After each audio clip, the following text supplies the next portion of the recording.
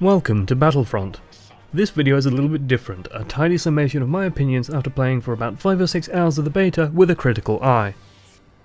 If you want my one-word summary of the game, the word is bland. I do not recommend paying full price for the game as it stands, but there's certainly a chance they can make it worthwhile in the long run. So, why bland? Let's get it out of the way. This game is stunningly pretty to look at and has plenty of great touches, like the screen wipes when you shift menus or respawn echoing those used in the original trilogy. As someone who fell in love with Star Wars as a teenager and knows far too much about the setting, this is a well executed effort to touch on your nostalgia and fondness for Star Wars in general. However, it's let down by its own gameplay. The way the game operates within the beta is you simply pick a blaster rifle and your choice of side powers, or cards, to round out your character. In the limited options of the beta, you're looking at very samey blaster rifles, with one being slightly more similar to a light machine gun, and then you're looking at a grenade, a sniper rifle, or a jetpack that lets you bounce around slightly. This finishes up with a trait card that gives you small bonuses based on your performance, as well as a special ability card like an anti-vehicle or shield ion shot, or a personal shield for defense. Good news for people wanting to play fire in Overwatch, by the way, jetpacks remain fun. The big problem I had with the game was the primary gameplay loop, that is, what you're doing each time you play the game. The result of this system is that everyone is effectively looking to engage at about the same range, doing the same thing.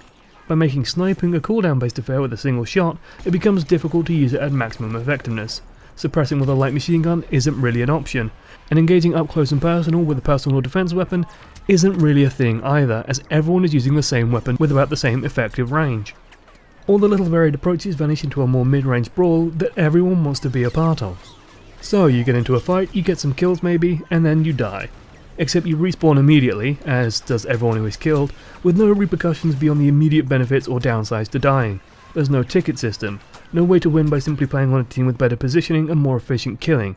Instead, in the beta, we're forced into a hilariously one-sided map or a simple King of the Hill style match that in any other game made by any other developer would probably be recognised immediately as being very simplistic and quite dull, frankly. So for variation, let's talk vehicles.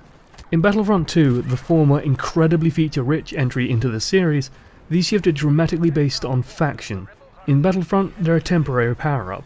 The AT-ST available to the Imperials packs a punch, and it is fun to terrorise rebels with it, but with no engineer class or repair options, you're resigned to getting picked off slowly and destroyed. The result is the vehicles feel temporary, rather than a tactical feature your team can really play around. In Battlefield 4, a team with some engineers can make a tank a real hardpoint. In Battlefront, you just get chipped away and inevitably destroyed. So what about the fighters? I had a lot of fun and a lot of success in the air in this game. As someone who liked flying in Battlefield, this felt alarmingly simple. Auto-aim with a lock-on, rockets being the major damage source, and being incredibly effective against ground targets has me worried for the balance of air vehicles, especially with no engineer loadout with anti-air options. In the end, they've got a good engine, and the basic gameplay is somewhat fun. It's the systems and variety within that gameplay, however, that massively let it down. This is Battlefield with blasters, but only the assault class with no customization and fewer vehicles. My advice, give it a while, and if it goes on sale, it might be worth it. If they give it plenty more features, it might be worth it. As it is now, this is a game that will be fun for a couple of hours and wear out its welcome quickly. It would not surprise me if, after the hype died down, people forget about this game, much like people forget about Battlefield Hardline. Oh god, I just reminded myself of Hardline. Why? In conclusion, maybe down the line this could be a solid multiplayer game. The foundation is there, but the actual variety and experiences on offer seem to be lacking. If you're looking for something to tide you over until Overwatch, this is not it.